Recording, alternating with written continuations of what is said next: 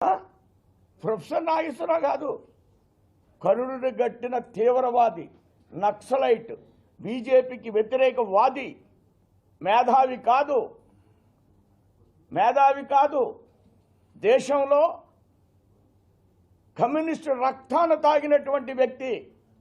నేను ఇవాళ చెప్తున్నా, అతను మేధావని ఎవరని అంటే మనకు సరైనటువంటి ఆలోచన లేదని. మేధావిగా కోటేసుకున్నాడు అంతే. చాలామంది కోట్లు వేసుకుంటున్నారు, మన ఊళ్ళో కూడా కోట్లు వేసుకుంటారు.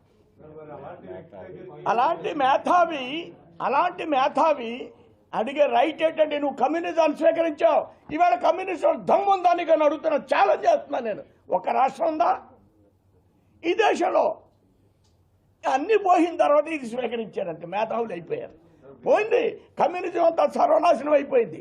ఇప్పుడు మేధావి అయిపోయాడు, టీవీలు పెట్టుకుని మాట్లాడుతున్నాడు. ఏంటి ఉపయోగం ఏంటి? నీ రాష్ట్రాలనే కాపాడుకోలేనోడు పోయి నువ్వు ఎవరికి ఉపన్యాసం చెప్తావయ్యా? నీ కమ్యూనిజాన్ని కాపాడుకోలేనోడి ఎవరికి ఉపన్యాసం చెప్తావు? దేనికి నీ మేధావితత్వాన్ని అడుగుతున్నాను నేను. ఎవరిని చూతులు గుచ్చుతావని అడుగుతున్నా. మా మీద వ్యతిరేకి మాట్లాడతాడంతే. That's all.